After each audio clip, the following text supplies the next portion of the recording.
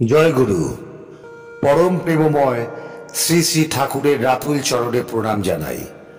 শুরু করছি ঠাকুরের জীবনের দশম পর্ব। রোগ চিকিৎসার সুযোগে ঠাকুরকে বহু গ্রামের বহু মানুষের সংস্পর্শে আসতে হয়েছিল। মানব প্রেম ও সমাজসেবা তাঁর চরিত্রের এই প্রধান গুণ দুটি প্রথম যৌবনেই পরিস্ফুট হয়ে ওঠে তার মধ্যে। উচ্চ আধ্যাত্মিক চেতনা লাভের আগে থেকে মানুষের সঙ্গ লাভ করতে ও তাদের সুখ দুঃখের সঙ্গে পরিচিত হতে চাইতেন তিনি। ধনী দরিদ্র, উচ্চ নীচ সব মানুষকেই অন্তর দিয়ে ভালোবাসতেন তিনি।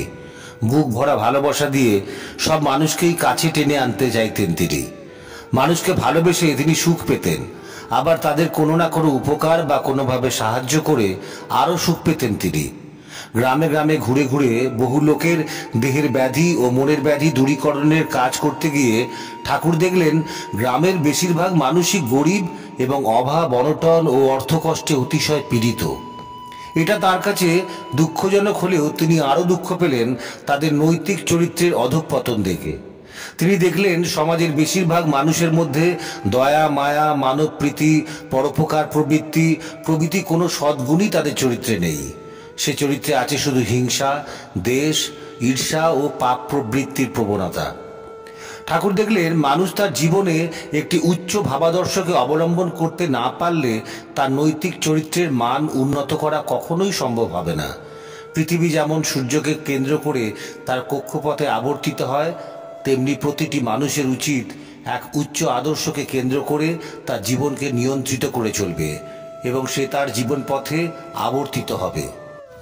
তিনি দেখলেন মানুষের মন থেকে যত সব অসৎ প্রবৃত্তি দূর করে তাকে সৎ চরিত্র করে তুলতে হলে তাকে ভগবত প্রেমে উদ্বুদ্ধ করে তুলতে হবে।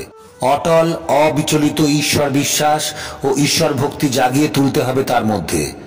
এই উদ্দেশ্য সাধনের জন্য চৈতন্য মহাপ্রভু প্রবর্তিত হরিনাম সংকীর্তনের আদর্শটিকে সমাজ জীবনের মধ্যে নতুন করে প্রতিষ্ঠিত করার জন্য কৃতসংকল্প হয়ে উঠলেন ঠাকুর। তিনি দেখলেন হরিনাম সংকীর্তনের অনুষ্ঠানে বহু লোককে এক জায়গায় মিলিত করে তাদের মনকে ভগবত প্রেমে মত্ত করে তুলতে পারলেই এক উচ্চ আদর্শ কেন্দ্রিক হয়ে উঠবে তাদের মন। হরিনামের এমনই গুণ যে এই নাম উচ্চারণের সঙ্গে সঙ্গে নামকারীর সব পাপ হরণ করে তার সব অমঙ্গল দূর করবে। নামকারীর অজ্ঞাতসারেই হরিনাম ভগবানের চরণে তার মনকে আকর্ষণ করে। ঠাকুর গ্রামবাসীদের সকলের সঙ্গেই প্রাণ খুলে সরল অন্তঃকরণে মিশতেন এবং সকলের সুখ দুঃখের খবর নিতেন। সাধ্যমতো অভাবগ্রস্ত লোকেদের সাহায্য করতেন।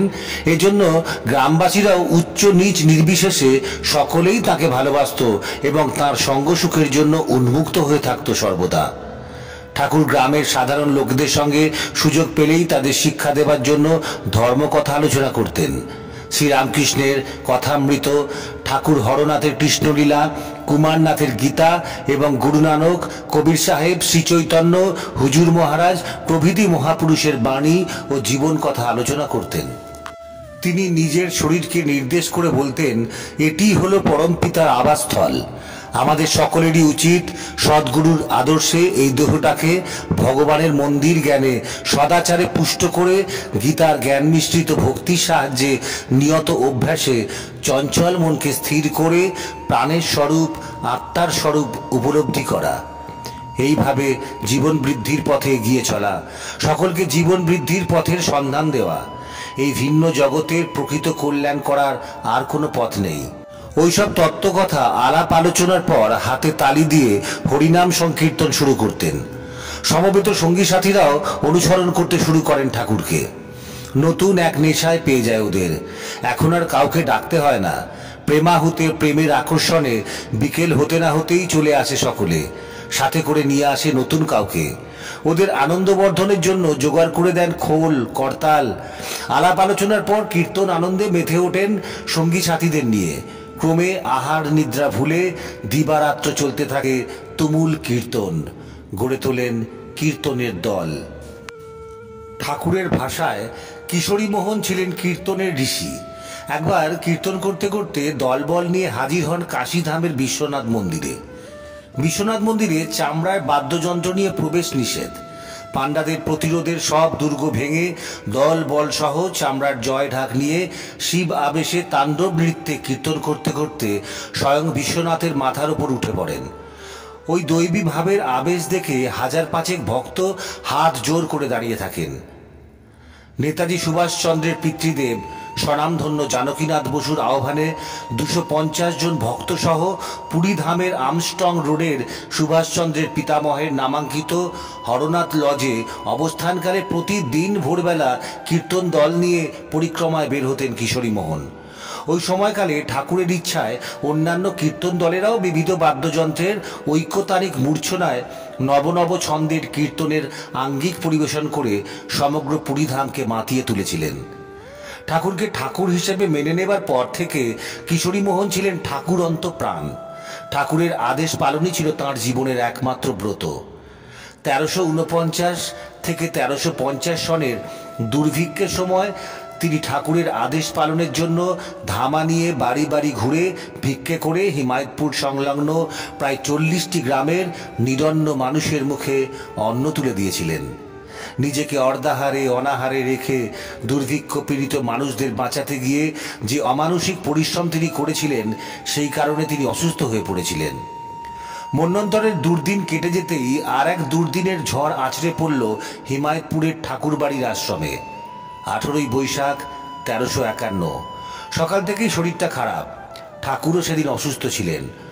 ডক্টর প্যারিমোহন নন্দী দুজনকেই প্রয়োজনীয় ওষুধপত্র দিচ্ছেন। সারাদিন কোনোভাবে কাটল। সন্ধ্যা প্রার্থনার পর সকলের সাথে পূজনীয়া বড়মাও এলেন কিশোরীমোহনকে দেখতে। বড়মাকে প্রণাম জানিয়ে উপস্থিত স্ত্রী পুত্র কন্যাদি পরিবারের উদ্দেশ্যে বললেন, আমি চললাম। তোমাদের ঠাকুর আছেন, কোনো ভাবনা নেই। তোমাদের অভাবও নেই, মজুতও নেই। অতিথি এলেও ফিরে যাবে না, আর চোর এলেও চুরি করার কিছু পাবে না। ভক্তবীর কিশোরীমোহন ধ্যানাসনে বসে পরম পিতার পরম আশ্রয়ের মহাচেতন সমুত্থানে বিলীন হন।